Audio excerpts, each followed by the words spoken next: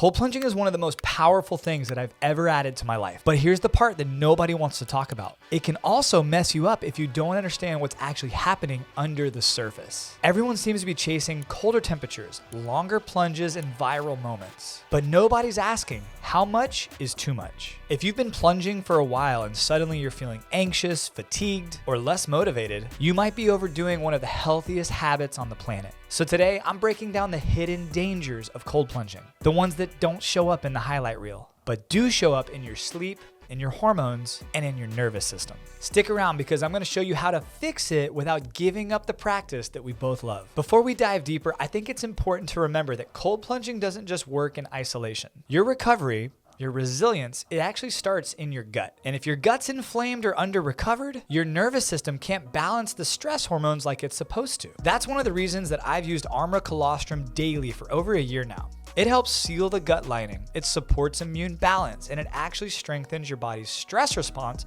from the inside out. When your gut is strong, your mind and your body can handle more, whether it's a cold plunge, a sauna, a workout, or just the chaos of daily life. So if you're serious about recovery and you haven't tried Armra Colostrum yet, I'm gonna link it down in the video description. I'll also drop my Armra discount code so you can save some money and start supporting your system the right way. All right, let's get back to what can really go wrong with cold plunging. The first danger is what I call stress stack syndrome. And yes, I made that up, but it's a very real thing. Cold exposure is a form of stress, and that's the whole point. But your body doesn't know the difference between good stress and bad stress. And if you're already sleep deprived, under eating, overtraining, and living in a constant go, go, go mode, that plunge might not be recovery to your body. It might actually be the thing that pushes your body over the edge. And I learned this firsthand. There were mornings where I would jump right into my cold plunge after having a terrible night's sleep first thing when I wake up. And instead of feeling alive, I felt wired weirdly. I felt on edge. I felt tense, and I even felt drained all day. So if the cold is leaving you tired and not feeling energized, it's probably a sign that your nervous system is tapped out. But the good news is you don't need to quit plunging. You just need to balance it. Do it when your body's primed and ready and can handle another stressor,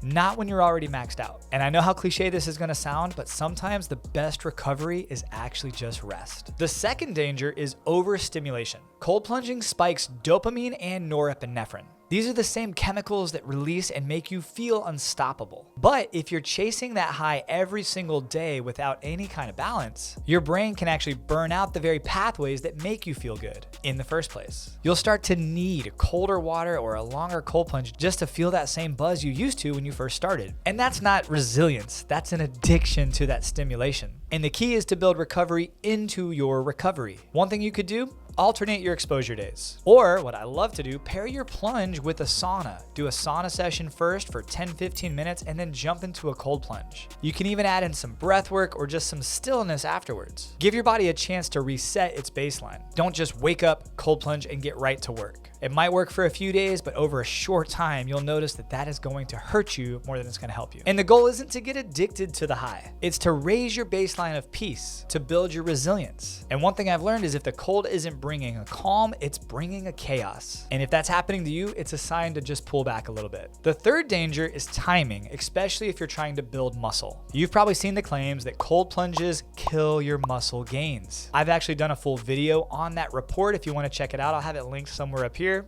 or I'll actually have it linked after this video. And while I think that's quite the overstatement, there is some truth buried in it. Here's what happens. If you jump into cold water immediately after heavy training, you can blunt the information that your body actually needs to build muscle. You're cutting off the signal that says it's time to repair and rebuild. And if your goal is strength and size, I would probably hold off of cold plunging after training for 4 to 6 hours, and that's what Dr. Andrew Huberman also suggests. Or do it before you work out, or shorten the time. Do it for 10 seconds just to tell your body everything's okay. But the goal is to not get yourself into cold thermogenesis because that will blunt the signals that allow your muscles to grow. And you'll still get recovery benefits without stealing your progress. But if your goal isn't massive muscle growth and you're an endurance athlete looking to recover, perform better, or just give your body a good nervous system reset, cold plunging right after training is great. And a lot of my friends who are professional runners or endurance athletes love a nice cold plunge after long bouts of training. I do too. And remember, it's not cold plunging that's bad for muscle growth. It's that the timing actually decides if it's gonna help or hurt. So please, all you influencers out there, stop demonizing cold plunging and muscle growth. It's really silly. Which leads me to the fourth danger, and that is ego. When you make a cold plunge a competition instead of a practice, you lose the purpose. You don't get stronger for suffering longer. That's just silly. I see so many people online treating the cold plunge like it's a punishment, gritting their teeth, holding their breath, trying to look cool while the ice is floating around them and they're shivering to death. It's unnecessary, because if you're fighting the cold, you're missing the greater lesson. The magic actually happens the moment that you stop resisting.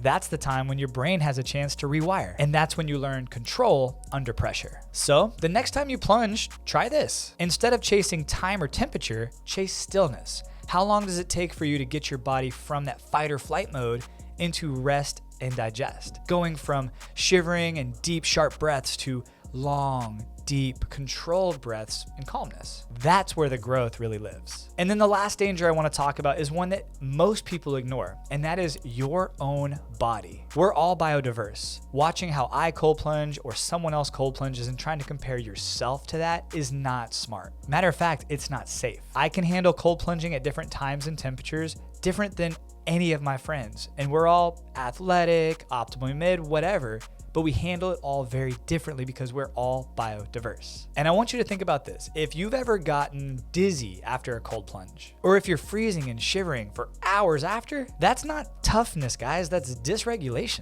And it's really your body's way of saying, I need recovery from this recovery. It's not good. You should leave the cold plunge feeling alert and awake, not shaky and exhausted. That's the line. There's a little line and you don't want to cross it. And if you're watching this and you're brand new to this, start slow. 55 degrees for a minute is still major progress. And that's still colder and longer than 99% of the world's gonna get into today. The benefits don't actually come from the extremes. They come from the consistency. So finding a good temperature and a good time that works for you, where you can do it consistently and feel good consistently, that's the key. And that's one of the reasons that I love the Plunge company. Their systems are easy. They look good. They stay clean. They stay cold. They stay quiet. And they're top of the line, whether you go with heat in their sauna or cold in their cold plunge. And that's kind of the secret hack. Having both the Plunge All-In and the Plunge XL sauna at my house has made balancing stress and recovery simple for the whole family. You can get hot, you can get cold, you can recover, all in rhythm with your day. And I want you to remember, cold plunging isn't dangerous if it's done right. And I think it's one of the best tools we have for recovery, resiliency, and mental clarity. Just like exercise, food, and sleep, too much of a good thing can be bad. So use the cold to build your baseline, not break it. Respect your body's limits and match your plunges with your season of life. If you're a female watching this, it's also very important to understand that the different cycles of your period and menstruation cycle will also change how your body reacts to the cold. Get in tune with that. My wife actually has a video on that on her YouTube channel that might be helpful for you. And if you want to check that out, it's Stacie Maus, STACIE MAUS. And if you're a husband or boyfriend watching this and you have a girlfriend or wife who's considering cold plunging but a little curious as to how it affects their period cycles, it's probably a good video for you to share with them. I'll have it linked in the video description here because I think it's a good resource for you. And another thing to consider, some days the best cold exposure you can get is walking outside when it's a little cold and taking a deep breath of the winter air. That's okay. Other days, it's 3 minutes in a cold plunge. Both count. Just remember that the goal of the cold plunge isn't just to chase cold. It's to build the kind of calm that can walk out into the cold and stay there. If you want a setup like mine that makes this daily rhythm easy, I'll link all the Plunge equipment that I use down in the description below. I'll even have the Plunge website pop up right here so you can check them out for yourself. Do your own research and make the best decision for yourself. But Plunge has become one of the best setups that I've used for years straight. And if you know, I've reviewed pretty much every major cold plunge and sauna brand on the market today. I just like having a setup that you don't have to hassle with ice or anything crazy. You just walk outside and get in it. But do what's best for you. Find your balance, learn your body, and never make recovery the stress that burns you out. That's how you make cold plunging something that lasts a lifetime. And that, my friends, is the hidden dangers of cold plunging. I hope you got some value out of this video. If you did, make sure you like it, subscribe to the channel, and ask a comment down below. You can also reach out to me on Instagram at dmossjr. I love talking and engaging with people there if you have a specific question you want to ask or if you just want to be friends. I'll have all links down in the video description, and I'll have some really great videos pop up after this video. I appreciate you so much for watching. I'll see you on the next one. Have a great day, my friends, and God bless. All right, next video, you can get hold. This mic just freaking. Bada bing, bada boom. And hey, speaking of next video, I have a couple videos pop up on screen right here that I really think you'll like. So check those out after this one. I'll see you there.